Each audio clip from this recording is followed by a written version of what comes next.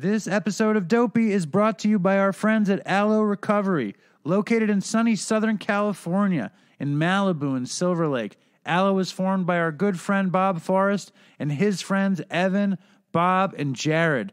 And Aloe was created with the theory that addicts would do better if they're treated with compassion rather than control.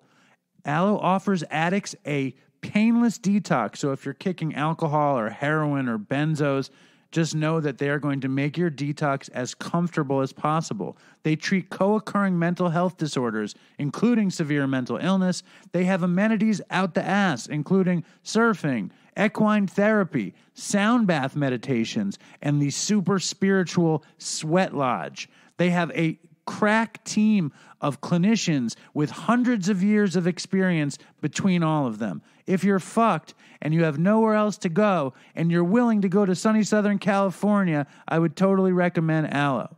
This episode is also brought to you by listeners like you in the Dopey Nation through the power of the Dopey Patreon page. I'm very grateful for everybody that throws a few bucks at Dopey Patreon. It's www.patreon.com/dopeypodcast. Help brother out, throw a couple bucks, make my father happy. Dopey Patreon. If you guys want fucking socks or ski hats, you Venmo me. If you want any of the other Dopey fashion of t-shirts, hoodies, long sleeves, you go to dopeypodcast.com. And before I go to the show, I want to give a crazy, crazy thank you to Misty in the Dopey Nation, who sent me the coolest shit. She sent me a Dopey book with this folded paper where it looks like the Dopey head, and she sent me this beautiful framed pseudo stained glass red glittery Dopey logo, which I am so grateful for. Thank you, Misty. I think it's super cool. You're going to get something very special in the mail. So thank you for that. I just want to say thank you to everybody who's involved with Dopey. It blows my mind what a community we have going and how powerful this thing is becoming. And me and Chris never would have thought it would happen. So thank you to everybody. Enough with the blubbering schmaltz and ads. Here is the fucking show.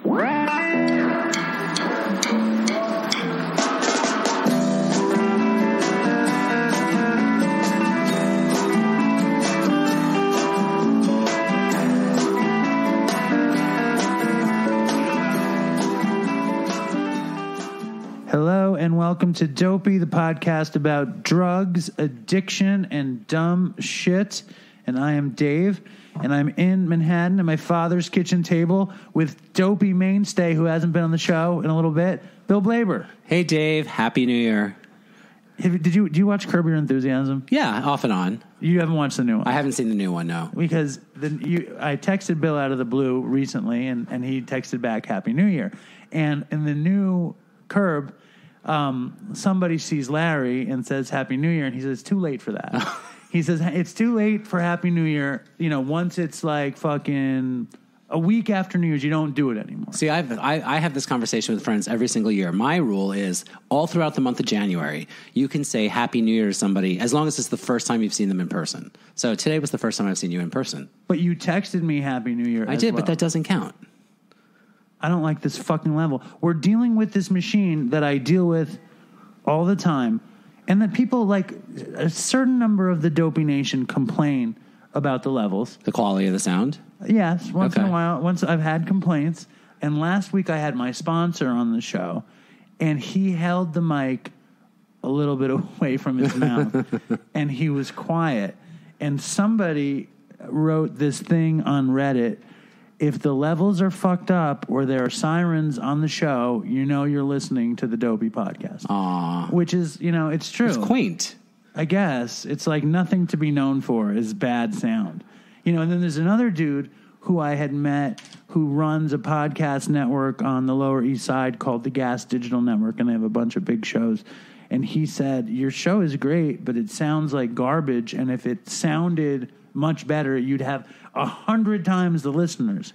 Which he told me that, I went out and I bought this board for me and Chris and Todd and whoever was going to be on the show, and I never learned how to use the board. You know who's really, really strict about their sound checks? Who? Madonna. Well, I can imagine, but Madonna doesn't use the Xenix Q1202 USB. But she'll run basically, I'm not kidding, she's still on tour, by the way, people. She's in London right now. But she runs almost the entire show. That's how much of a perfectionist she is. How do you mean? So she'll come in, hours before the show, and their sound check will be running the show. I was going to, I have a guitar in the store across the street. They're fixing it, and they've been fixing it for a long time, and I was going to have it, and we were going to do Borderline. Oh. I was going to do Borderline with you. You're going to ambush me? Wow. I just figured it'd be a treat. That'd be great. I think I told you this the last time you were on the show that I've always loved Borderline, and that I would sing it to the Borderline girls on the van in rehab, and I love that. Which brings us to the first topic of our day. Okay, Bill works for the illustrious company and program of Mountainside Treatment in Canaan, Connecticut, and Manhattan, and Huntington, and someplace in Chappaqua, New York, and Wilton, Connecticut. Right, just take it easy, company. Soon to be New Jersey. And if you are following the Dopey podcast, you know that we recently got to give a scholarship away to a young man named Josh, and Josh is in treatment.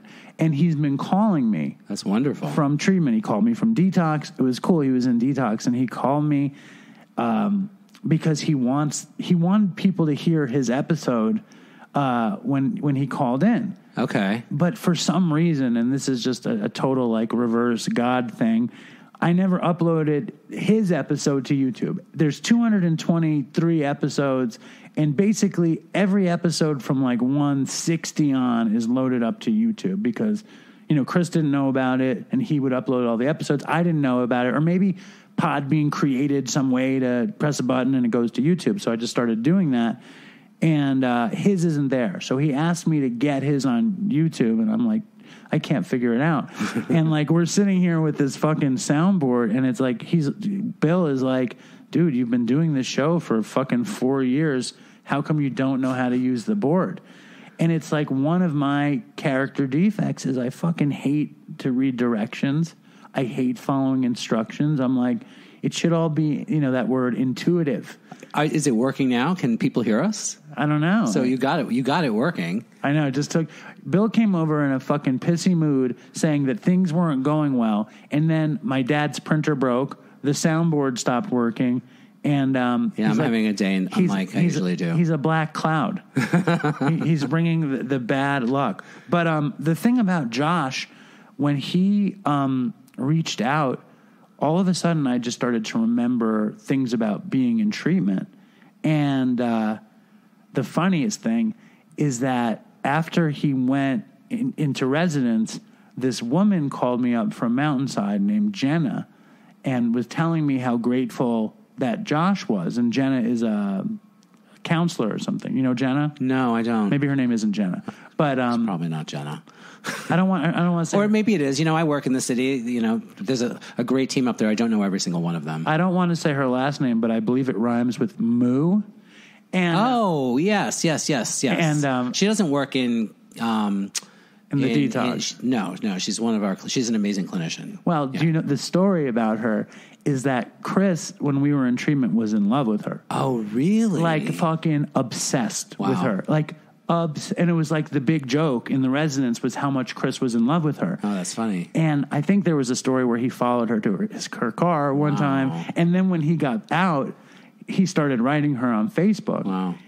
And she calls me, and I was like, is this the same person? And she was like, yes. Did she remember Chris? Yeah, she remember. That's the other thing. She remembers Chris, and she was. I think she was like, she wasn't sure what she should do when Chris was reaching out, and everyone was like, just like ignore him, right? And I think she gave a nice wave or something. But it's a funny thing to me. The funny other thing is that this guy Josh is in Mountainside, and he's like, everybody remembers Chris.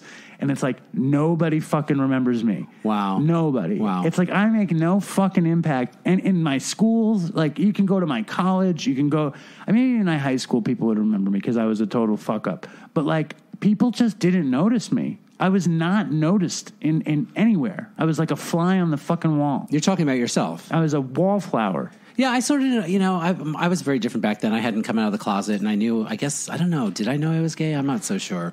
But I felt very alone every day walking down the hallway in high school. Tried to put on put the best face on, but yeah, my high school memories I don't have fond high school memories. I have amazing high school memories of my friends.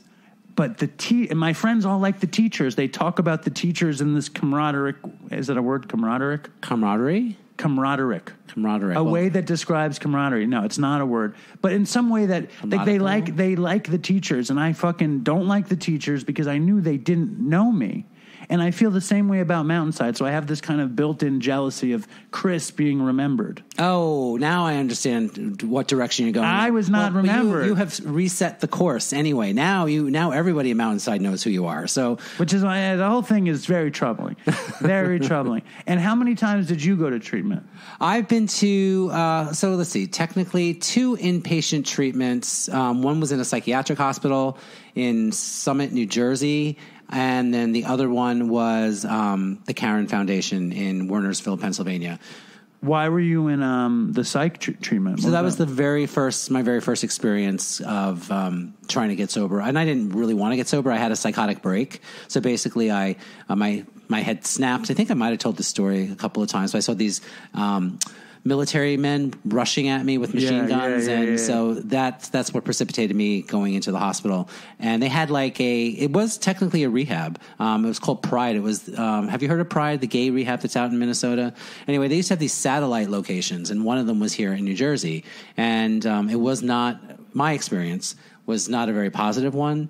They sort of you went in there, you did your intake, and they stuck you in the back of a psych hospital, and that was their quote unquote treatment center. And you were locked down in Mountainside and in Karen in Pennsylvania where I went. You're not locked down at all. You can get out and you can walk. We hope that you stay on the right side of the fence, but this was like a legit lockdown psych hospital. So that was my first experience, and it wasn't a great treatment experience, but I had a lot of fun. I was there on Halloween. They had a Halloween party. We dunked for apples. We watched Halloween 1, Halloween 2, and Halloween 3.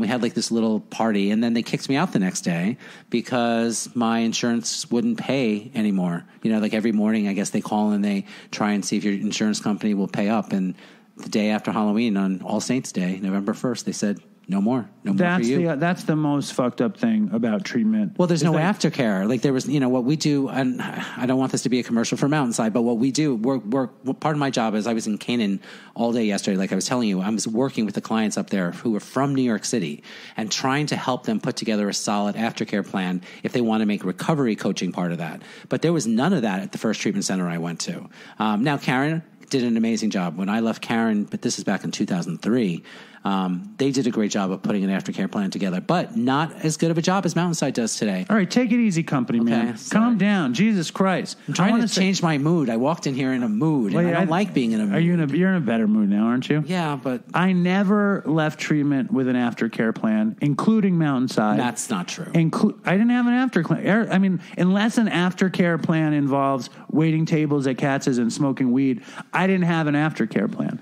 And then also, that was the old Mountainside. Yeah. The new Mountainside has an amazing team that all they do is help you plan your aftercare. I think they tried to help me plan it. I probably wouldn't let them. I was very resistant. And I've often been resistant to things. I went to treatment in Florida, as lots of the Dopey Nation knows. I went to a place called Renaissance. Oh, yeah. And I went to Renaissance as Karen was buying it. Right. And they actually had the drummer from Dallas Austin, I think his name was. The drummer from Crosby, Stills, Nash and Young was like a clinician at Karen. Really? And he showed up at Renaissance. And, Renaissance was a tough place to be. It was like a place where they pointed you out and said, you're fucked up. Right. They kicked me out of there 3 times. And you have to go stay with townies and stuff. And, I lived down in Delray Beach when I left Karen years ago, and Renaissance was down there in Boca, I think, right next to Delray. And the reputation was pretty dire. Yeah, it was a tough place to go. And there were a lot of things about it that weren't great. But I will tell one of my favorite recollections, which was I got there, I got to treatment and I had fucking, I had kicked at a detox. I think it was a detox called High Point. Oh yeah, and I love that name. That the detox was called High Point. And I had gotten to the detox like literally covered with chocolate syrup from the night before, and like somehow covered with barbecue sauce. Like when I got there, they were having a barbecue, and I was already covered with chocolate from the plane ride. And when I got there, I started eating barbecue, and I got covered with the barbecue sauce. And I had like a quarter pound of weed in my blanket. I had a blanket that was all burned up with tons of holes in it. So I had a hole where I could cram a bunch of weed into it. And when I would go smoke cigarettes, I would unroll some of the cigarette and I'd put a little bit of bud in it, and I would put the rest of the cigarette in, and I would smoke cigarettes on the porch, and I'd get a little hit of weed while I was in it. And maybe my third night in, they like caught me smoking weed because I was smoking weed like on the porch or whatever.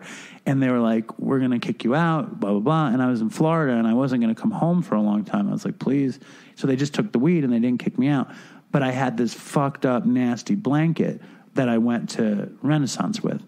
And I get to Renaissance and I'm still kicking dope. And I'm like, what the fuck am I going to do?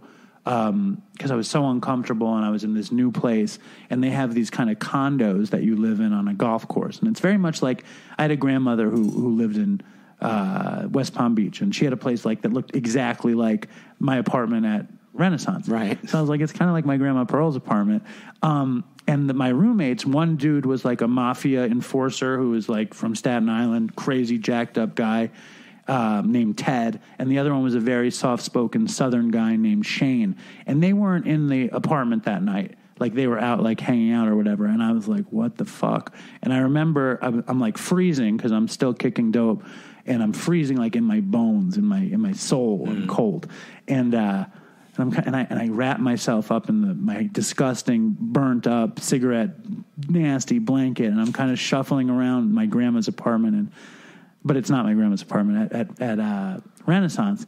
And I look in the freezer, and they have Breyer's vanilla fudge swirl ice cream. Yeah. And I take like a big mug, and I fill it to the top with the Breyer's vanilla fudge swirl, and I cover it with chocolate syrup.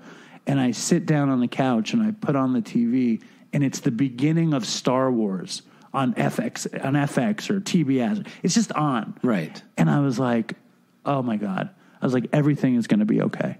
And I think as soon as you find that moment in treatment, you're like, I can deal with this. Right. There's also many detoxes where I felt the same way. And instead of an apartment with vanilla fudge swirl and Star Wars, it would be fucking hot chocolate with 4 packets, a peanut butter sandwich, and Jerry Springer. Yeah. But I could find myself okay.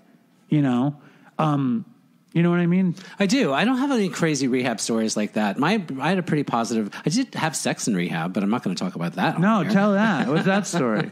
And rehab sex is people say that revenge sex. So cliche, rehab sex. I mean, that's like saying recovery is cliche. Rehab sex is crucial. I mean, it's crucial. I think they say relapse is part of recovery. I think rehab sex is part of recovery. Right. Well, when I was at treatment, when I went to Karen, I was there, did their 28-day program, and then I did their extended program, which was two and a half more months. I was there for basically 3.5 months. And it wasn't very gay when I was there. So there were a couple of, stragglers would come and go. And so there was this one gay who came in, and he was in. Do you say one gay or one gay guy? I say one gay. Okay. Because it's understood that it's a gay guy. Yeah, it's a gay guy. Okay. Anyway, we hit it off. We became friends. And so we sort of, got close to each other because, we identified with each other, and, it was a scary time. And, one thing led to another. And he was an actor, and he was on one of my favorite soap operas. I'm not going to say. Was it All My Children? I'm not going to say because I don't want people to try and figure out who it was. Was it Guiding Light? Anyway. It was Guiding Light? No. Was it? I knew it was. But he was from New York, and he was an actor, and he was on one of my favorite soap operas and friends with one of the famous soap Was it General Hospital? Very famous soap opera actresses. Very famous soap opera, who maybe had waited a long time to win an Emmy. He was on that show. And anyway, we got together. I don't remember her name, so that doesn't. But you know who I'm talking about, right? Yeah. So anyway. Lucia something. So we got together. We were friends. We had sex. What's her name? Veronica Lucci? Susan Lucci. Yeah. Okay. Susan Lucci. Thank you. Anyway, I love Susan Lucci. She's amazing. Hey, Susan, if you're listening, she's great. She's not listening. I grew up in Floral Park on Long Island, and she lived in Garden City. I've actually met her a couple of times since. But what am I trying to say here? Oh, the sex. So we had sex, and it was good. And it was the first time. You got to remember. Okay, so here's the thing. I was a crystal meth addict. So crystal meth means sex, right? And so sex was very triggering. It was a big part of why I was in rehab, because I would just get myself into these very dangerous situations.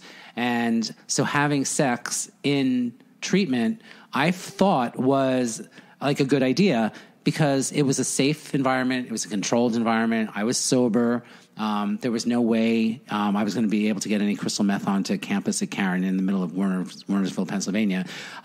We didn't get caught, but people suspected, so it only happened once. But it did change the dynamic of our friendship. You know, it changed things. And I think maybe I wanted to have sex again and he didn't, or I don't know, maybe it was the other way around. Maybe he did and I didn't, but it was never really the same. But here's something, fast forward the way the universe works as well.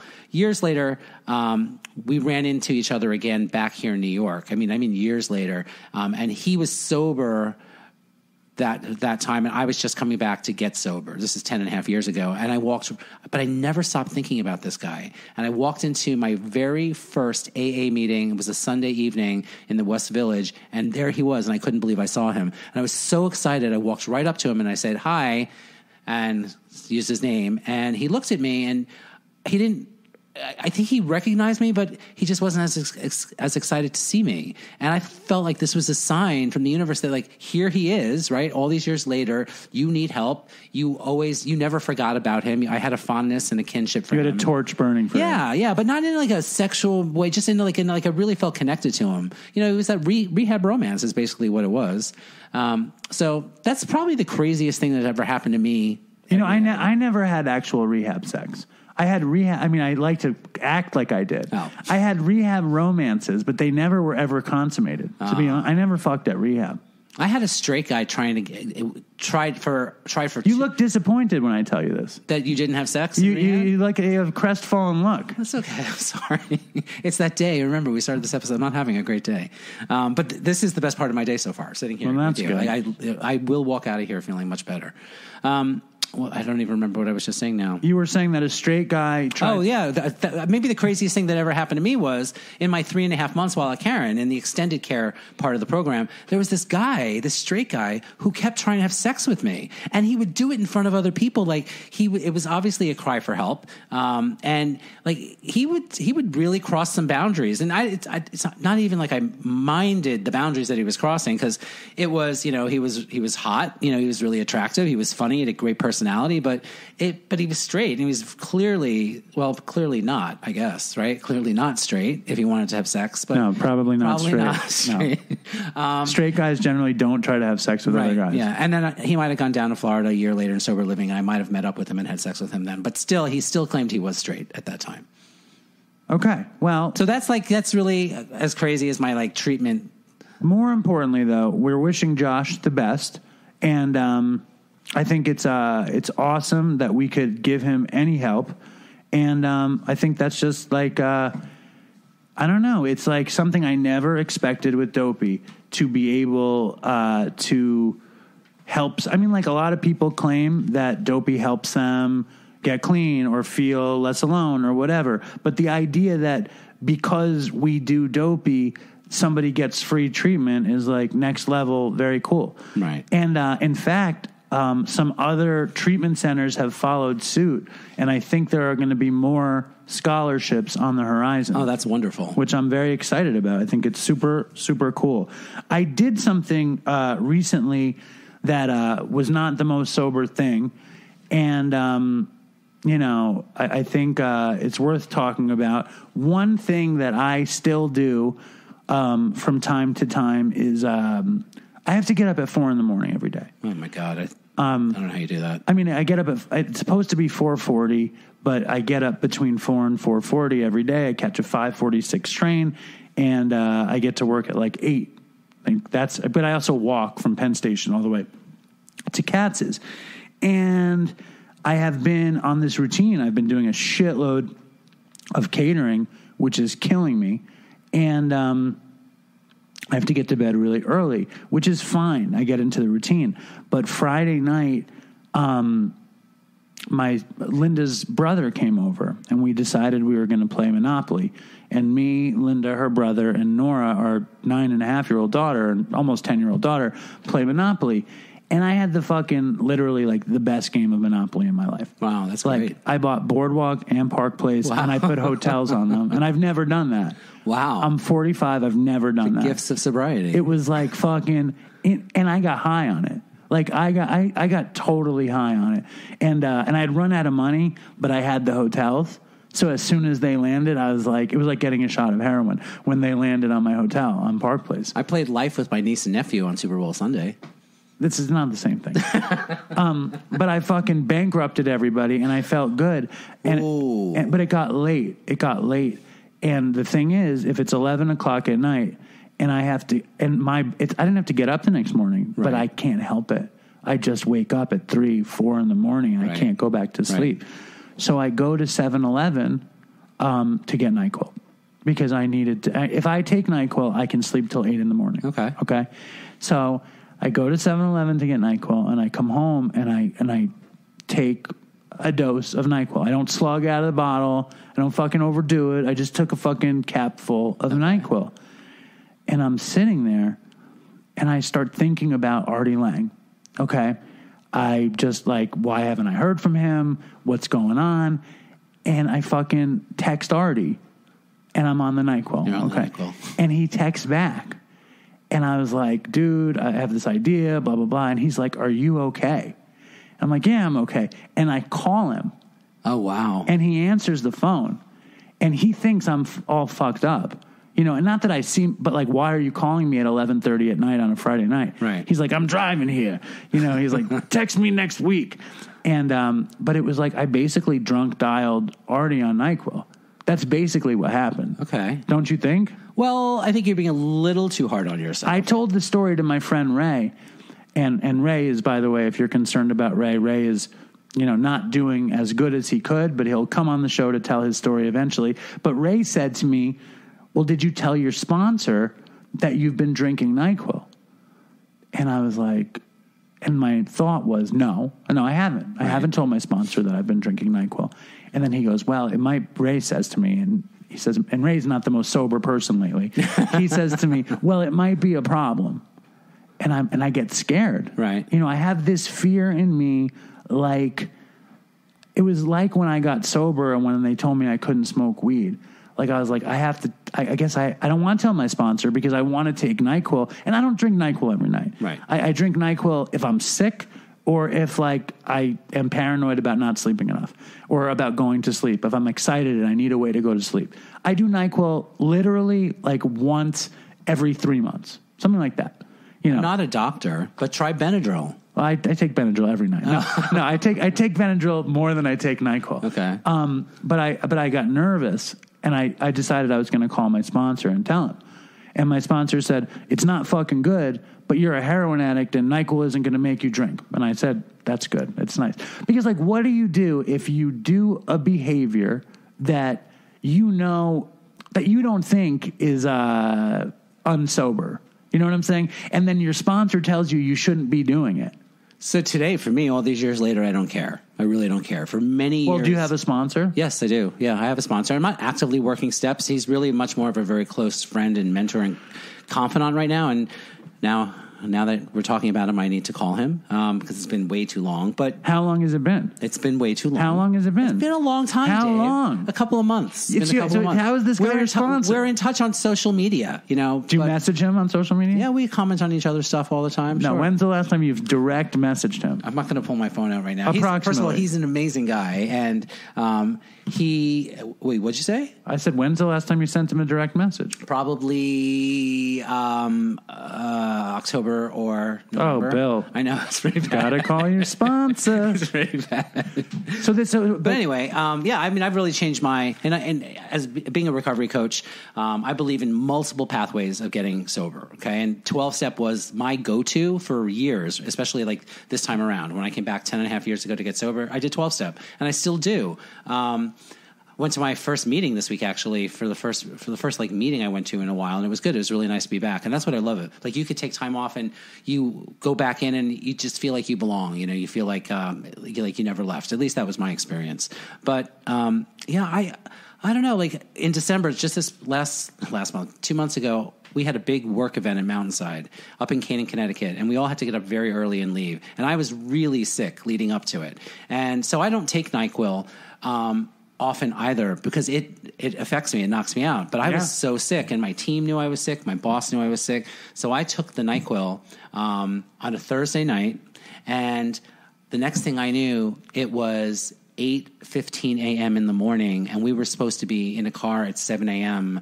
up on 42nd Street leaving up. So I missed it. They called me. I slept through my alarms. I slept through all their phone calls, all their text messages. And like, I woke up, you ever have that, right? You wake up and you're like in a panic, and then you're in fear, like, oh my God, what just happened? So it does, that's why I stay away from the stuff, but it's a crazy feeling when that happens. I mean, like, awful feeling. It's like, what did I do? Right. What happened? And you're immediately transported to active addiction because you don't know what happened. You know what I mean? And then for a second, I mean, for me, like the other morning, I woke up. My daughter was sick. She had a 101 fever, and she was sleeping in my bed. I was sleeping in her bed, and I didn't know where I was when I woke up because I was like groggy from the NyQuil. And like, for a minute, you're like, what the fuck? And I think in that microsecond, you remember all the dumb things you've ever done. Right. You know what I mean? How, and it's just so funny. Like, to me, the funniest thing about recovery is that you're the same person you were when you were getting high. Exactly. It's like such, that's also the weirdest thing about meetings, and why I think it's such bullshit half the time. I go to like the bougiest meeting. Now I've been going to this bougie, very gay, very well dressed. It's very metro. It's gay and straight, but you can't tell the difference between them. So, because they're all so fucking bougie. Right. And I swear to God, like, I've been on keto for like a month. Half of it is because of this fucking meeting. You look amazing, by the way. Oh, fuck you. You look amazing. Stop it. Before Bill got here, I fried up some ham and cheese. Smells so good. He's like, what are you, baking brownies? It's like, smells so good in here. It's hysterical to me. And Bill has become a fitness fucking obsessive. Yeah, I have picked up a little fitness over the last few months. Yes, you could say that. How much time do you have, by the way? What do you mean? Sobriety. 10.5 years? Yeah, maybe you don't have to call your sponsor anymore. Yeah, thank you. I don't mean that. You were supposed to say, yes, I do. I mean, like, my sponsor, right? I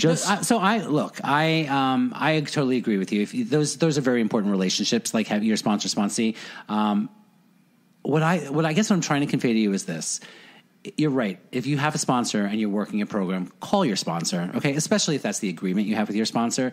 But what I love is that my recovery has really turned into my recovery. That's what it's turned into. And so I don't need to be on the phone with my sponsor. Like, that's not the roles that we play in each other's lives. But I could literally pick up the phone, like, right now when we're done with this conversation today, having not had a phone conversation with him, and pick right back up off where we left. And I know he would answer. And if he didn't answer, he would call me back as soon as he could. But here's the question.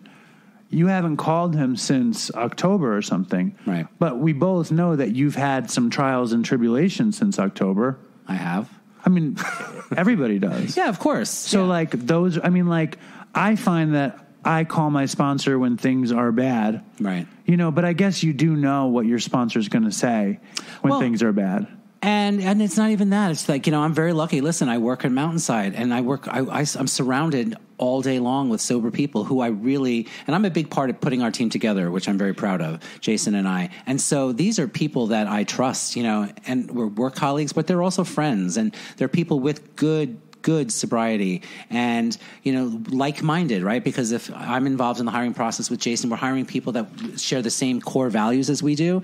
And so I'm not trying to get out of not calling my sponsor. No. But I'm surrounded I'm walking in here today off the street, talking to you in the mood that I came in, reset my thinking. Okay? Right. I can do that. You can't do that at Katz's every day, right? I can do that at Mountainside. I can turn around and talk to Tracy, who's right behind me, and say, this is what's going on. And she'll talk to me as another person in recovery. I can do it at Katz's, but they just say, shut the fuck up, you whiny pussy. You're such a little bitch is what they say. Right. When I talk to them as though they're in recovery, they tell me that I'm such a little bitch. And they're not wrong when they tell me that. No, but they're not offering you the solution that you need to hear. No, the Dominican version of AA is incredibly strong. And I don't mean that, I just mean to have, I mean, the guys I work with, I love, and they're assholes. But, like, I can talk to them. Yeah. You know what I mean? I don't, like, keep things to myself. Right. But that's more about me than about them. You know what I mean? Like, I can't shut up. If I have a fucking issue, I'm gonna talk about it. I think this is actually the universe's way of telling me I need to call Dana, my sponsor. I think I'm actually going to leave here and get on the phone and call Dana. you better. You have to do it now. I'm going you to. said it. But I think, you know, I don't know if you ever heard. Because there's no reason why I haven't called him. It's just life gets busy, you know, and life is really, really good. And, you know, it takes things like this sometimes to remind me to pick up the phone and call somebody who's so important to me. Well, I've been paying a lot of attention to, you know, I hear from a lot of people. I hear from a lot of people on Instagram and Twitter and Facebook and emails. Like, people are constantly writing me. And I'm hearing about a lot of people that are, like, really going through it. You know, so it is good that we can give away a few scholarships. But at the same time, I mean, somebody just messaged me on Instagram like an hour ago, I think I'm going to drink.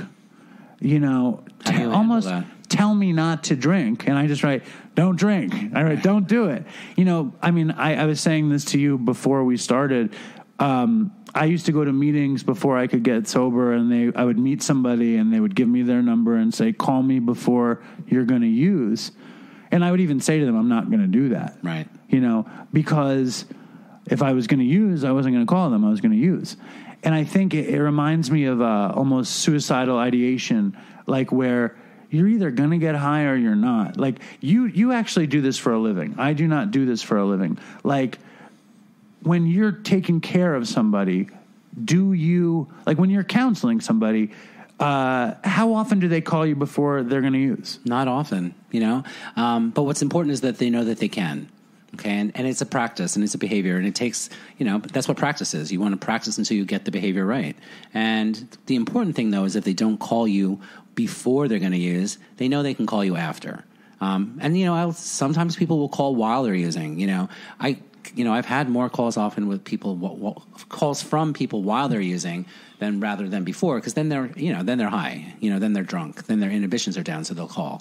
And it's really just listening at that point, and being very gentle and compassionate, making sure they're in a safe place. And this happens more often than you'd think. You're talking to somebody who is intoxicated. Listen, I didn't either. I never picked up the phone and called somebody I was going to use, tell somebody I was going to use before I did. But knowing that I could, I think, is part of the whole exercise, if you will. You know, knowing that, oh, yeah, this person is there. And, if anybody who has my phone number wants to use, they know they can call me. I think what's important is that they have it so that after they do, they can call, whether it's I think that's day. actually like, it's a telltale of somebody actually getting better. Like, that's like a telltale that they're going to actually call you. Like, there's a chance that person has a lot higher percentage chance of getting well than somebody who's not going to make the phone call. So I think that's like advice. Like, if you're out there and you actually want to stay sober, you make the call. Right. And those calls are like the spiritual money in the bank kind of thing. Yeah, they're some of the hardest phone calls you can make. I know that when I was getting clean, like, that's the thing. I think that's the other thing. It's like, I didn't want to get clean. Like, I didn't want to get clean until I got clean. Like, I think I hated being high. I hated the misery. I hated being broke. I hated being in withdrawal. But I didn't want to not do drugs. Right. And I think that's a weird thing. Like, when you don't necessarily want to get better, but you can't stay high and you're miserable. I think that's like the hardest place to be. Right. Do you find a lot of people that you work with are in that situation? Absolutely. Yeah. And is there anything you can do for them, or it's just the way the fucking dice have to roll? I can't do anything for them. It's not up to me. It's not up to me. We know this, right? It's all about us. But I always approach the work I do with like how I would want to have been treated in those moments. And just knowing, and this is going to sound really corny and cliche, but just knowing that there's someone there who's willing to take my phone call is, I think, just as powerful as making the phone call. And in my opinion, making the phone call afterwards is just as important as if you had done it beforehand. It's the reaching out and looking for the connection. I tell people I work with and friends that I meet in the rooms, if you call and tell me that you want to use, I'm not going to tell you not to. Okay. I'm going to talk to you and ask you what's going on. I've never, ever said to somebody, don't use. What are you, crazy? Because that's not going to work. And that's not really why they're calling. They're calling because they want to talk to you and something's going on. So I've never said, don't use. I'll ask them like, well, where are you? What's going to happen? And get through the details and try and talk them through it. But like, have you ever told somebody not to use? Yes. Yeah, I have. But it doesn't matter. You know, right. I tell people not to use because, I don't know, I think I'm a little bit traumatized by what happened to Chris and what happened to Todd. Right. You know, and I hear about somebody who's struggling. Like, I just begged Josh not to die before he went in. Right. You know, it's because, like, and it's a little bit of a cliche, but since everybody's dying from fentanyl, it's like, if you're using, there's a good chance you're going to die. And I think I've come to this weird place where I can accept death because like everybody dies. We're all going to die. It's really the only thing we all have in common. We're all born and we all die. Right. But like, if you're a drug addict out there and you're my friend and you're thinking about using, I can't do anything, but I'll say don't use because I don't want you to die. I mean, I told Josh, like, the only thing you have to do is live to get to Mountainside. You know, and then once you're at Mountainside, if you want to leave, I'm not going to tell you not to. Don't feel like you have to stay because you got this thing for free. Yeah, just fucking do what you have to do. It's just like, that's the other thing, and I've said this on the show a billion times. The magic of recovery is that you want it and you can get it. And then once you're in the good part, I always see it as like you're kind of sitting next to the ocean with an eyedropper, filling up a bucket with the eyedropper, and once you have some water in that fucking bucket, you better keep filling it because it took you so long to get it. Right. You know, it's like fucking terrible. I also think, like, if you're just getting back, you do some fucking steps because it anchors you into the right part. Let's do an email. Let's hold on for 1 second. Okay. We had a technical difficulty where my dad somehow fucked up the network in his thing, and you know, I couldn't print my show notes, so we're doing an old school kind of winging it show. But let's get an email. Oh, you have the emails on your phone. Yeah, you emailed them to me. All right, let's hear an email. Which one? There's a... Yeah, read any of them. Just read from the top down? Yeah, but don't say anybody's name. Yeah. Okay. Can I say your name? No, don't say my name either. No? Yes, you can say my name. Okay. Dave, thanks for the podcast. It is an important part of my recovery. I'm not a member of the Dopey Nation, so perhaps others have expressed this already. Nonetheless, I want to thank you for sharing brutal, heartbreaking, and beautiful listener letters in the past couple of episodes. I have been sober for a little while, 7 years in AA, and like you, I struggle with the unjustness and randomness of it all. Why do some of us afflicted pay such heavy prices? Why do some pay the ultimate price? And conversely, why do some of us get better and go on to have rich, meaningful lives? I've been around long enough to hear well-meaning people in recovery say shit about those who don't make it, like they died so others can live. This is total horseshit. I think some of us don't make... I think some of us don't make, and there isn't any rhyme or reason to it. Oh, he's meant to say don't make it. Don't make it. Right. If people got what they deserved, I would have been dead or in jail long before I got sober, which is exactly why stories like those you read are so meaningful to me. There are no lessons in stories of fatal overdoses, dead friends, and motherless children.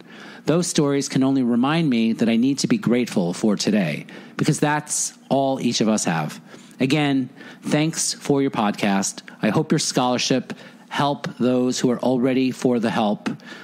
That's how it is, people. I'm not screwing up the grammar there. Just try to read it the way it's supposed to be written. I'm reading it for the first time. And keep doing the damn thing. Best. I won't say his name. Oh, there's a PS. There's a PS. Okay, good. I love So Good, So Bad. Puts a smile on my face every time. That's very sweet. I think that says it all. That says exactly what we were saying without even meaning to say it, right? Wasn't that exactly what we were talking about? That's exactly what we were talking about. Here, hold on for 1 second. I'm reading the beginning of this next one. It's very emotional. Here, read the next one. Okay. Well, do you have anything to say about the last one? I do. I have opinions on that. What are your opinions? You know, my opinions are controversial. Well, good. That's better. I don't like that too. You know, some people, you know, how did he say it? I just feel like, I agree. It's total horseshit. You know, they died so that others can live. I don't agree. And, you know, what's that one thing? Like some people are, you know, when people die, it's a reminder. And when people live, it's a promise or something like that. I never heard that. You never heard that? I mean, so, but what are you saying? What I'm trying to say is that, I guess you can, it's spin. You can spin it any way you want. If like something awful happens, like, listen, look what happened to Chris. I'm going to ask you a personal question. Sure. If you could change that, would you change it? Yeah, of course. Okay. So my point is, people have probably said to you, or not to you, but about the situation. Well, but that happened because Chris can now help so many other people through the work that Dave is doing and how Dopey is really changing and growing. But like at the end of the day, if you could, you would have changed it. Yeah. Yeah. I would have. So that's my point. It's not worth it to me. You know what I mean? Like, I think it's awesome. Like, that's what I was fucking rocked when I found out he had died. I was rocked. Mm-hmm. And I told my sponsor at the time, and my sponsor said, "That's Chris carrying the message." And I was like, "You're a dick," you know, but it's true. Yeah. You know what I mean? I mean, like, I hate it. And I would change it, but I know that I've heard from 100 people who said that him dying scared them into not using. You know, a lot of people said that. Yeah, that's just not my style. That's not how I speak to my clients or my sponsees or my friends. Just not me. Can I read this next one? If you want to. Okay. Hey, Dave, I've been listening to you and Chris, Rip, for the last few months. I was a hardcore degenerate heroin with an everything chaser addict since age 18. I'm 33 now. Heroin, coke, meth, mushrooms, acid, DMT, ecstasy, ketamine, you fucking name it. I am struggling. I have a fiance. I've been off of heroin for 3 or 4 years. My parents and I have a relationship again. I've been fantasizing for the last week about shooting up again. It started with dreams every night and worked its way into everyday thought. I'm fucking lost. I don't know who to turn to. Listening to you both, fuck, I miss Chris. I know you do too. I know I'm going to use again, and I'm afraid. A kind word would mean the world right now. I wrote him right away. That's Alan. Okay. Right? Is it Alan? It doesn't. It stops here and then it says here, "Hey, Uncle Dave." So maybe I shouldn't say his name. But I wrote the dude, and he said he's feeling better. Oh, good. And I think, you know, it's nuts. You know, like you reach out and you get an answer back, and maybe you realize that everything is going to be okay. Like you showed up all distraught, and I said a few things to you that you said are things that you would say to your clients. You said things to me today that I say literally every week to some of my clients. And you feel a little bit better. I think the thing is, like, if you're out there and you're using, everything might not be okay. You know what I mean? If you're out there and you're using, you might die. You might kill somebody. You might lose your job. You might lose your wife. You might fucking break your kid's heart. I was at a meeting today, and this bougiest meeting in the world, and this dude comes in on his bike. His face is all scabbed up and bloody, and he looks terrible. And I'm, like, happy to see him because finally there'll be a little chaos in this bougie AA meeting. And they get to the burning desire, and he goes, "I just want to talk for a minute." And I was like, thank God, they're going to have some action in this thing.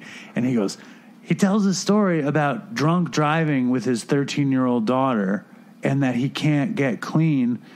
And it's like, and everybody in the room is kind of aghast and wants him to stop talking. But this is what we're talking about. It's like, For that guy, it might not be okay. You know, he might kill his fucking daughter. He might kill somebody on the street. For the writer, whose name is my dad's name, if he doesn't use, as long as he doesn't use, things are going to work out. Mm-hmm. You know, you can fucking get over whatever the thing that bothers you is. Your mood changes. You know, that dude in the fucking meeting might not make it. There's a dude on Facebook. I don't necessarily in the Dopey Nation Facebook group, and he posted around New Year's that he relapsed on New Year's. He went out on New Year's Eve to try to find somebody to make out with. Okay, and he was at the end of his sobriety, but he hadn't relapsed. And then it was New Year's Eve, and he was desperate for attention and the excitement of all that. And he wound up having a drink. And as soon as he had a drink, he was off to the races. And this dude is now struggling to get his time back and all this shit. And it's the second if you're on the fence and you're on the sober side of the fence, the second you go to the other side of the fence, there's no telling what's going to happen. Right. And I feel for that dude. And, if you guys are struggling, reach out to each other, reach out to somebody that's getting better, reach out to somebody that's sober, reach out to me at dopeypodcast@gmail.com. Anybody who's sober wants to help you. It's just how it is. Now, hold on for a second. We're going to hold on for a second. Dad. So let's welcome my father back to the show, the fan favorite. People are telling me that you are the star of the show now. Yeah, well, I'm starving right now. You're hungry? Yeah, I'm very, very hungry. One thing that you might not know about my dad is he's really cheap when he buys groceries. And he said, David, I have turkey and I have ham when he left, which is very kind of him. And he's so cheap with the quality of cold cuts that he buys that you can't tell the difference with what they look like. The turkey looks like the ham and the ham looks like turkey. That's nonsense. You're so full of baloney. It wasn't baloney either. It was ham, Swiss cheese, and the turkey was cracked pepper. It's disgusting. Turkey. You should buy nice boar's head turkey. You buy the cheapo stuff, right? I didn't even ask what Well, name you say it was. which one's cheaper, right? I said which was on sale. Which is on sale? What's the most bananas cookie that you've bought that's on sale? Mint Oreos if they're cheap. Didn't you buy? Don't you? The Oreos are on sale sometimes. He buys the vanilla Oreos if they're on sale. No, I don't do that. Anyway, you were making comments about the printer not working. Was that correct? Yes. Yes, the printer's not working. And blaming me for it. Well, I didn't break the printer. Well, neither did I. I told you the computer, I had to bring the computer in, so I disconnected the computer, which meant I guess the printer doesn't work. Okay, well, so what's going on with you, Dad? I came to the house today, and my dad was asleep at fucking after 9. I'm panicking. What are you sleeping so late for? I don't know. I don't know what's happening with me. Maybe this aging business needs more sleep. So you think that's what it is? I think my dad, you might not know this about yourself, Dad, but you sleep in on rainy days. And it was a rainy day. I think it was dark, and you slept. You get some rest. Oh, all right, good. Then I'm not getting older. That's well, excellent. you're definitely also getting older. I think it's today, because I'm having a bad day today, too. I think there might be just something about today. Let me ask you this, Dad. What? I think you were on the show 2 weeks ago. Yeah. Do you have any random criticisms you'd like to throw out there? Oh, Do you have any comment about what? I mean, Garrett was really terrific, but it's interesting. When I was walking with the headphones, listening to it, it was very, very difficult. But on the computer, it was loud. The volume was good. So, what does that mean? I have bad headphones? It's probably something's wrong with your ears. Yeah, you do have. You know what he uses for headphones, by the way? You know the airplane headphones that they give you? Yeah. That's what he uses for his phone. Well, of course. Why? What's wrong with that? Because it's a low quality sound. He uses the shittiest. Yes. What about that idea I gave for guests on Dopey? You told me it was a terrible idea. It was awful. We're not going to talk about it. You're not even going to talk about it. We're not going to talk about it. I guess it was so bad you're not going to talk about it. But also, his glasses you buy at the drugstore, right? You buy the Easy Reader $2.99s. Do you have a real set of glasses? It turns out I have real glasses for driving and seeing long distance, but the reading glasses you just get anywhere. Can I tell you something? Yeah. You know Fanny at work, the waitress at work? Of course I know. You know where she gets her glasses? No. Out of the Lost and Found at work. Wow. And my dad would do the same thing. No, if he worked in a restaurant, he would be fucking wearing the Lost and Found glasses. Wait a minute. Fanny doesn't just take them. She just takes them. And then you know what happened? She went to the eye doctor, and the eye doctor says, your eyes are totally screwed up. What have you been doing, taking the glasses from the Lost and Found? Well, Fanny, come on. You have to at least give the customer a chance to come back and get the She's glasses. like, oh, you want to see my new glasses? And there's always the lost and found glasses. Anyway, the reading glasses up at Hoosick Falls are 99 cents each. Well, there you go. Is there anything else you want to add? How about the power of ketosis? Any thoughts about this keto thing? Well, you're really doing great. I don't know. I wonder what's happening to the rest of your body. You're losing weight, but what about your heart? Yeah, definitely suffering from heart disease. That's not a good exchange. I mean, better to be heavy than have heart disease, right? Right? Well, my plan is this is day 25, I think, of pure keto, and I think I'm going to go another week or so, and then I might go pure plant-based for a month to consider just to be a trendy dieter. Have you ever thought I could possibly be a trendy dieter? Maybe you're being addicted to diets. I mean, this is... Well, we call this compulsiveness. Compulsive, yeah, that's... My dad's the kind of person that can buy, multiple boxes of cookies and not finish them. Yeah.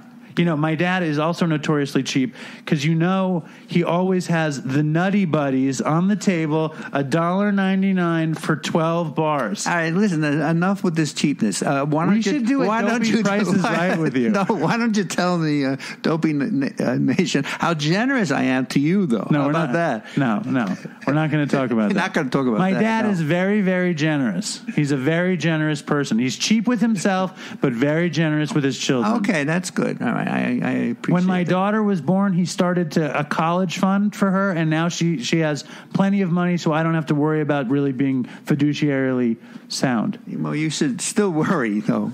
But my father is very generous with others, and he's very cheap with himself. All right, I'll accept that. Okay. All right, how's everybody out there? I hope They're not going to be able to answer you. Why not? Because it's a one-way thing. No. The what do you call it? iTunes, on the iTunes thing? Yes. You're 10 out of 10. Oh, it's good. And there's a new iTunes review that I think you should read before you go. You have your glasses on? Yeah, I do. Hold on. Bill, talk to my dad for a second. This is a pleasure. You've never been here when I've been here. No, Bill, you're here. It's nice that you're here, and I don't know why we're stalling here because, of course, the old podcast leader, David, is trying to figure out what to do now, and that's why this You can't even pronounce podcast. It's podcast. It's podcast, whatever it is. Okay, here we go. You ready? I can't see. Just relax. Just calm down, Dad. Everything's going to be all right. They say you're not supposed to read your own reviews. Well, that's what they say. I think I know what he's going to ask me to read. Just read it to Bill. He's never heard this one. It's my favorite review. The one on the top? No, this one. How about impulsive, childish, annoying? That's Read me that one. This is from It's Dumb, 1 star, and this is for David. He's impulsive, childish, annoying, basically nails on a chalkboard. Read the next one, just so Bill hears it, because he'll like this one. By a privileged. Oh no, come on! I'm not Come on, reading. read that one. No. It's my favorite one. All right, okay. Here, read this one. Read this one. Read this one. That's my favorite one. Here we go. Here, read that one. For the love of the gods, 3 stars. I'm in recovery and I just started listening to this podcast. I absolutely love it, but for the love of the gods, Dave, can you just shut the hell up and let Chris talk? And honestly, no one wants to hear you eat. Feels like a cheese grater being ran down my spine. Yeah. Should be run down your spine. Well, listen, it turns out that obviously that person is just listening at the beginning. Lucky woman. She's just starting and doesn't know the rest what happens. Best podcast there. 5 stars. Dave, I've been listening since the very beginning. I remember the day I saw the announcement about Chris on Facebook. My heart sank. I put my children to bed and listened to the podcast over and over. You were doing an amazing job. An amazing job. I look forward to Dopey every week. Love you. Stay strong, Dopey Nation. That's very sweet. Very nice. One more and then you're gone. Good. Oh, by Ruben the Madman or the Mailman? It says Ruben the Mailman. Oh, all right. I recently heard Artie Lang's interview on the Joe Rogan Experience. Yeah, I wouldn't know what that was. And fell in love with his story. Since then, I was looking for something similar. That's when I heard This American Life do a story on Dopey and figured I'd check it out. Instantly hooked. The banter between Dave and Chris is hilarious, and you can tell they're the best of friends. Not to mention the stories they tell. I started from the beginning, and I'm now on episode 105. He's got a long way to go, right? Can't wait to hear more, and I'm already bumming myself out when I'm all caught up and can only hear one episode a week. I highly recommend this podcast. Toodles. So he said he didn't. He listened to This American Life, and he knows what's going to happen. Oh, all right. Which is one of the weirdest things about this whole thing. In fact, here, read this thing. Here, give it back to Bill, but you stay in the loop here, Dad. Read, Bill. I remember I sent you this thing? Oh yeah. Read that. Here, I have it right here. Yeah, that was pretty hard. Yeah, here.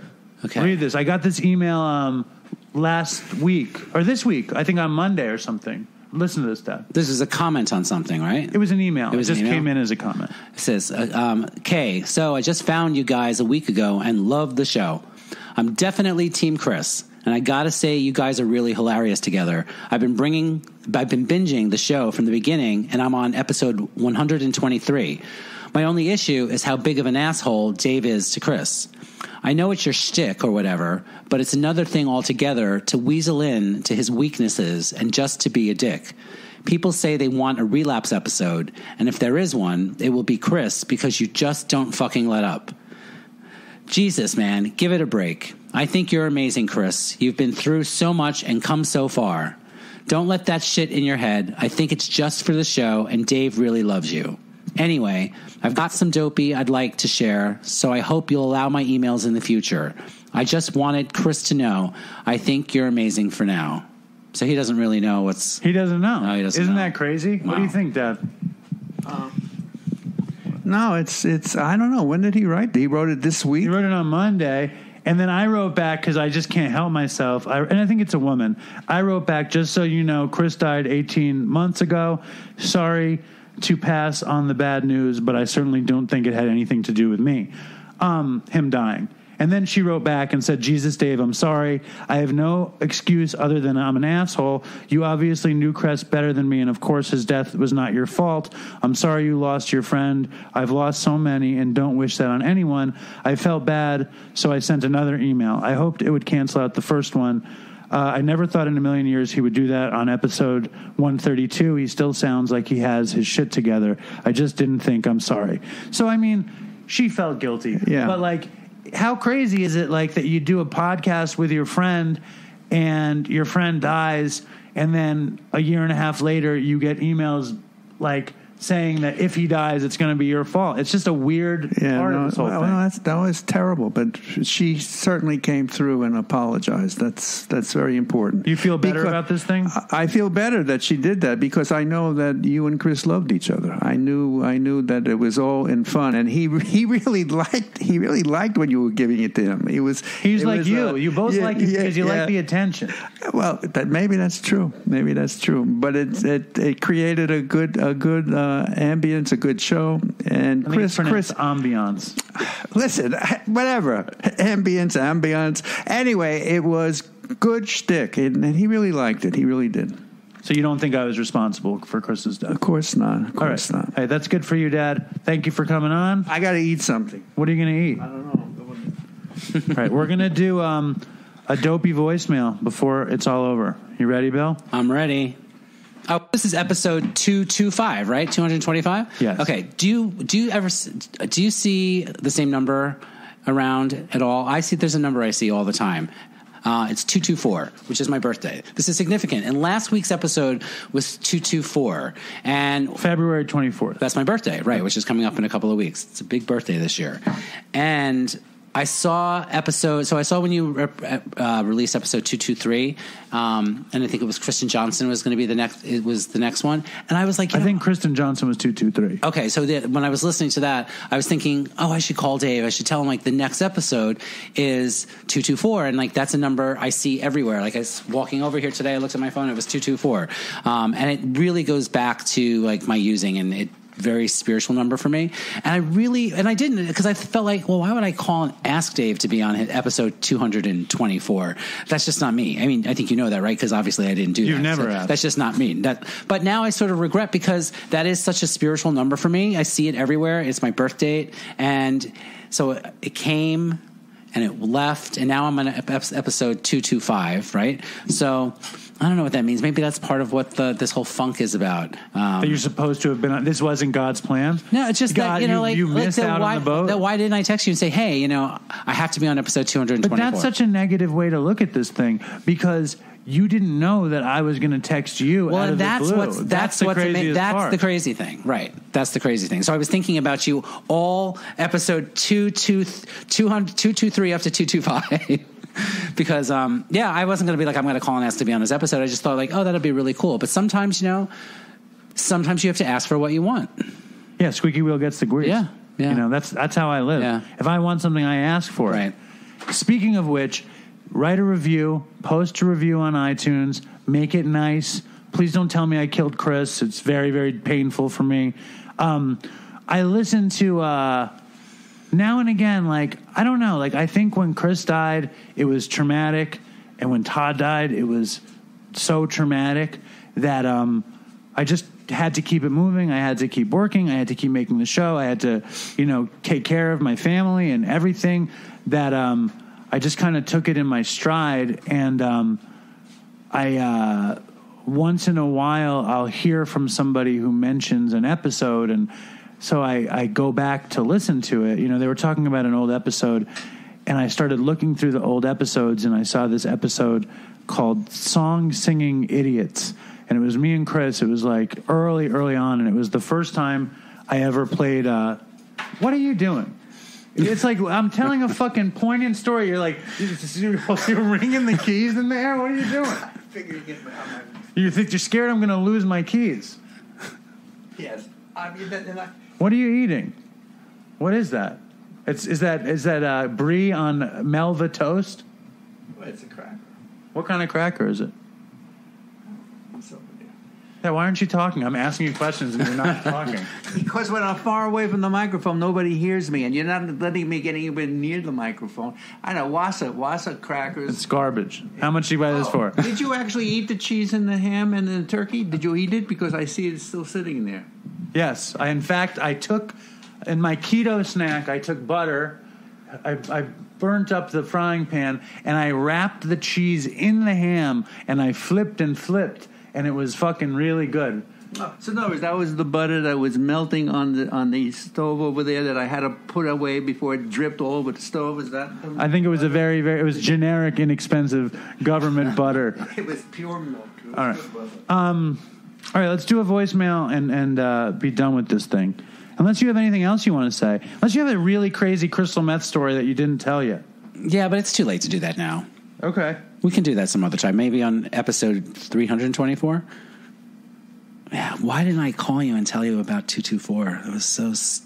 Well, it would have been helpful for me, because lately I've just been like... I like find myself begging famous people to come on Dopey. Like, I am a fucking podcaster beggar. Like, and it's embarrassing and it's painful. Really? It's painful. Like, because I'm like weird and annoying, and I like don't stop. Like, I'm fucking NyQuil dialing Artie. I like got into a thing with Courtney Love. I was this close to having Courtney on the show. Really? But then I said something wrong. I spooked her, and she's gone. She's gone in the wilds of England. But you owe me a pair of socks, by the way. And a hat. And a hat. How do you figure? Because I told you I'd give it to you? Because I won the socks. You had the contest. What was remember? the contest? You posted the Dopey tattoo. Oh, yeah. And I answered, and it was Joe Schrank, because Joe Schrank's bicep. I stared at that for years. I stared at that arm. That's how you knew? Yeah, because I worked with him for years. Yeah, I was going to give you a pair of socks just because you were coming on the show. Oh, thanks. Yeah, if you want socks, just hit us up at dopeypodcast@gmail.com or Venmo me. Socks are $15, and they're pretty high quality socks. So before we go, write us at dopeypodcast@gmail.com. Follow us on Facebook. Follow us on Instagram. Follow us on Twitter. Fucking follow us on Reddit. Reddit all of a sudden is burning it up again. I love that. It was funny, like, some dude congratulated me for not being a waiter anymore, and then the other dude was like, "You're so gay," to congratulate him for that, which I thought was so funny. I like stuff like that. And that's the other reason I think we don't get celebrity guests anymore is because I'm not waiting tables at Katz's. Because I used to be able to find, I mean, that's how I got Jamie Lee Curtis. That's how I got fucking Bob Forrest the first time. Right. That's how I got Mark Maron. You know, it was just running into them. So I feel like that's hurt us. But do your best out there, everybody. I don't know what to say. Like, I mean, send me a fucking funny drug story. Send in a fucking good voicemail, please. And Bill, thank you for coming. Yeah, and thanks for putting up with me when I'm not at my best today. Oh, give me a break. Don't put yourself down. But this has been the best part of the day for me so far. Are you sure? I am, I swear to God. What did you have for lunch? Chicken chili. I made chicken chili last night, and I brought some for lunch today. So this was better than that? This was, well, my chicken chili was pretty good. I know, that's what I'm saying. Yeah, no, but this was more meaningful. This is more fulfilling than the chili. Yeah. I don't think chili would work as keto because of the beans.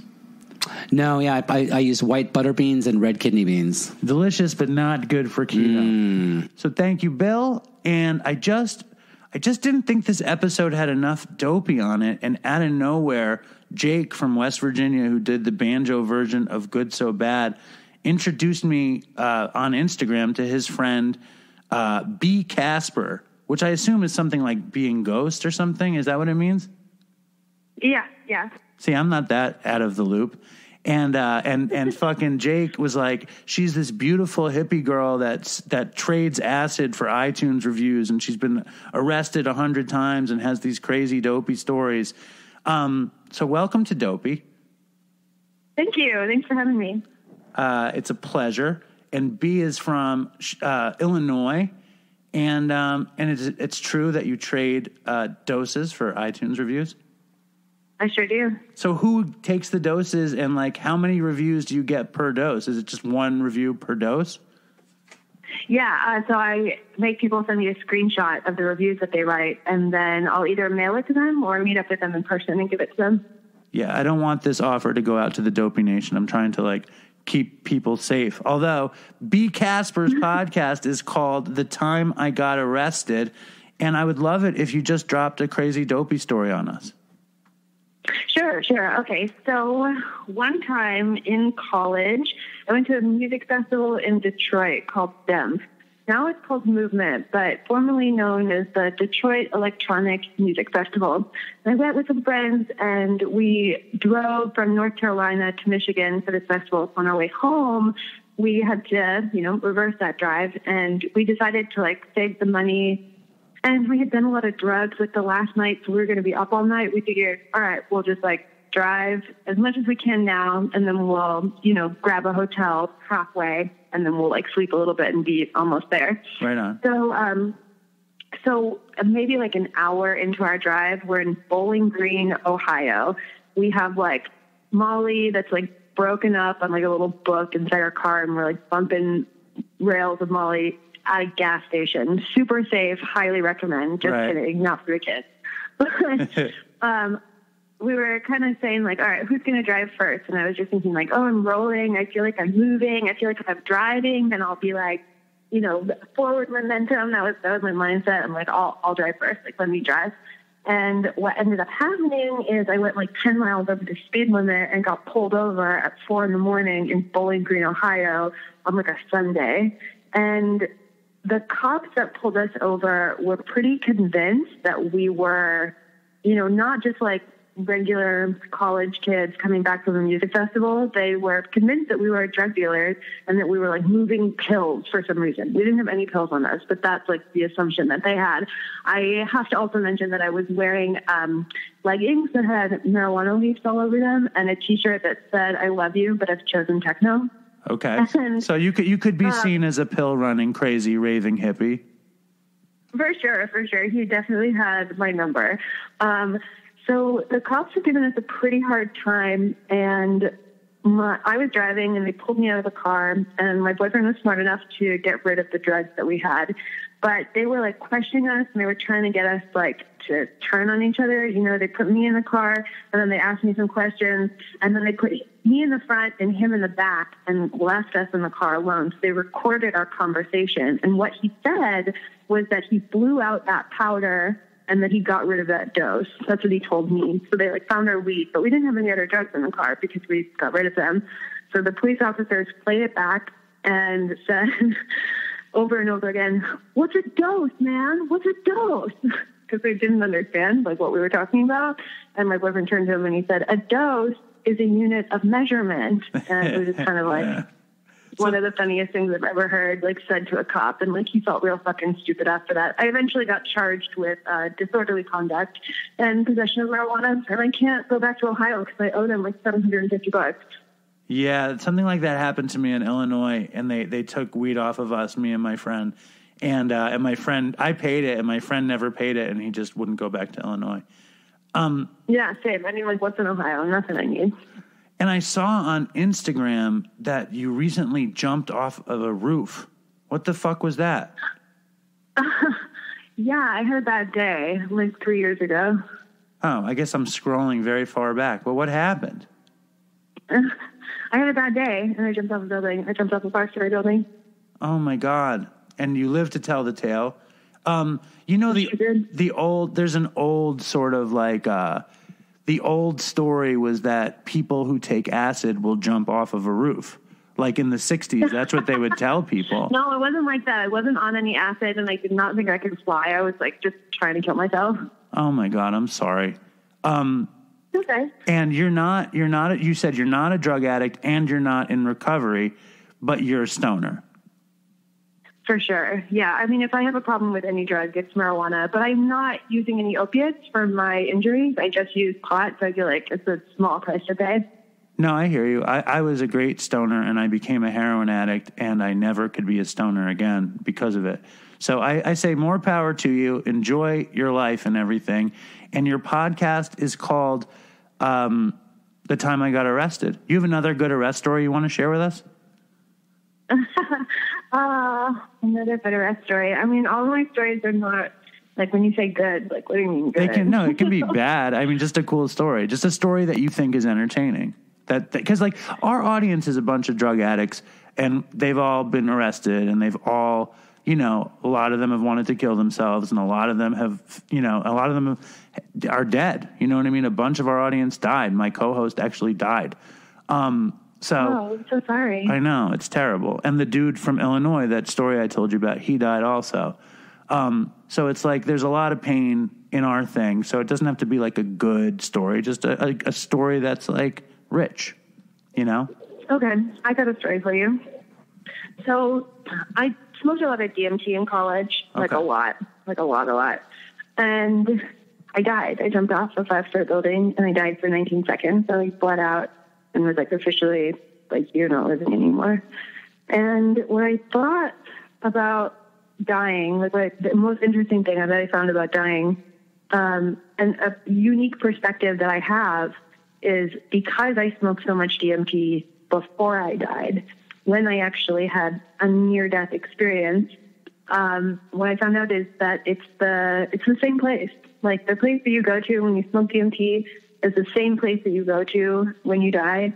And I think that death is like this really scary, unknown sort of dark thing that we all have to face because everyone around us is going to die and then we're all going to die eventually. But death is actually the most beautiful, peaceful, loving, connected, amazing experience. It's just like smoking DMT and blasting off for the first time, but it's like better.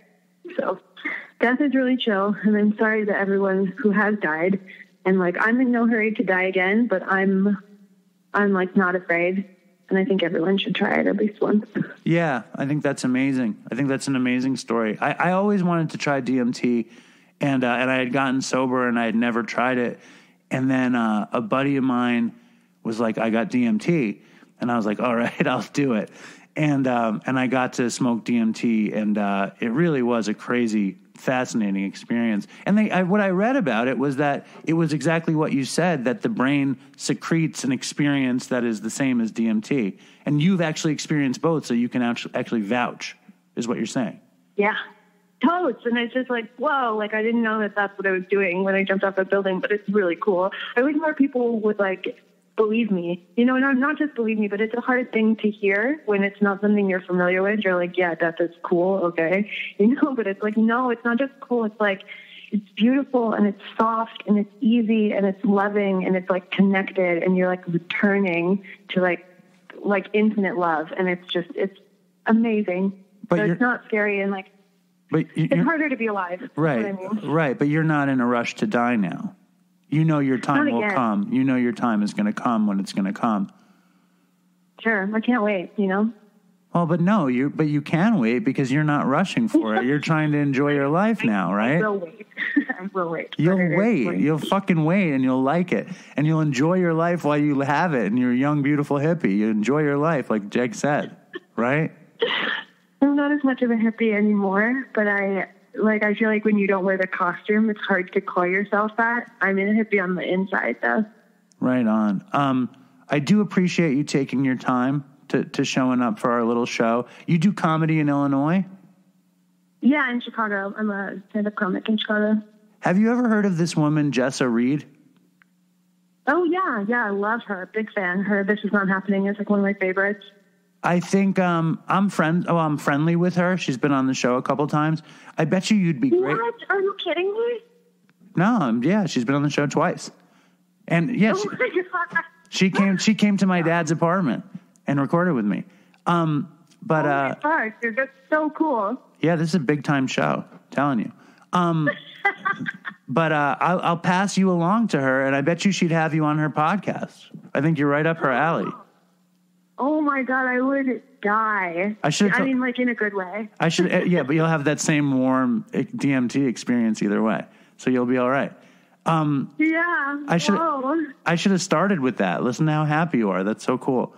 All right, B. Casper, thank you so much for coming on and laying a little dopey on the folks. Thank you so much for having me. I really appreciate it. No problem. And I will totally let Jessa know of your existence. She will love you. I know that. Thanks.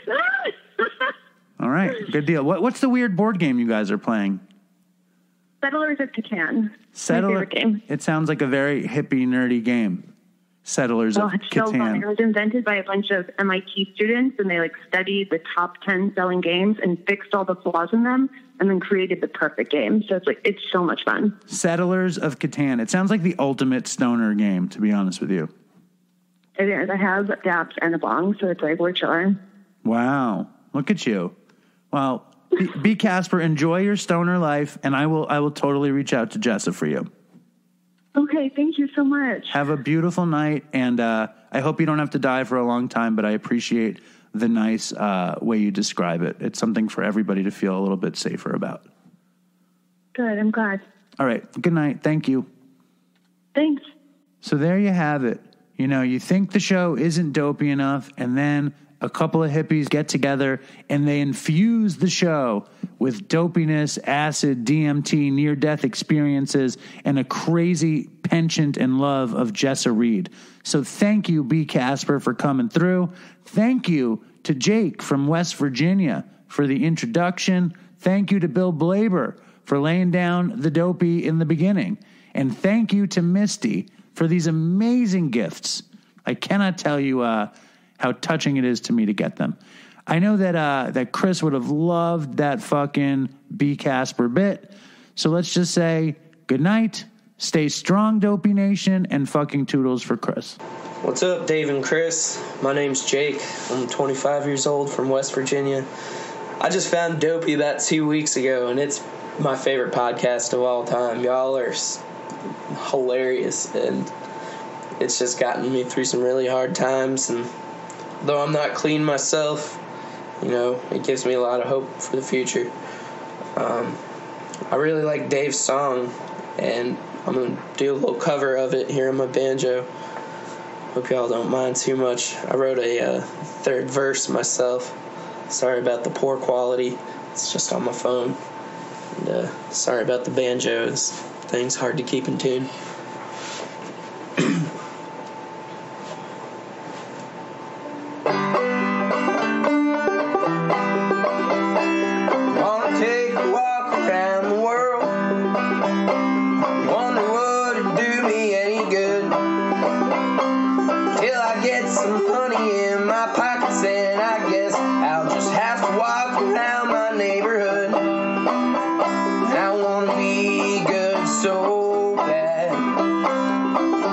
So good, so bad, so bad.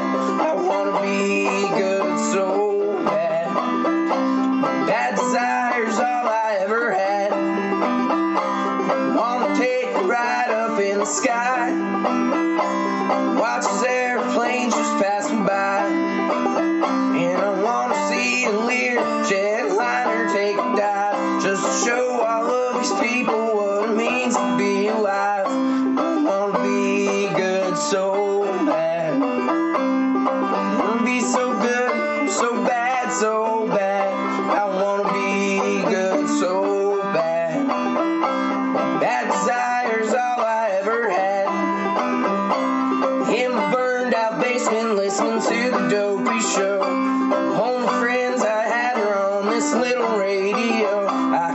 checking on my pulse because it feels like I might die. But the thought of straightening up sounds so much better when you're high. And I wanna be good so bad. I wanna be so good, so bad, so bad. I wanna be good so bad. Bad desire's all I ever had.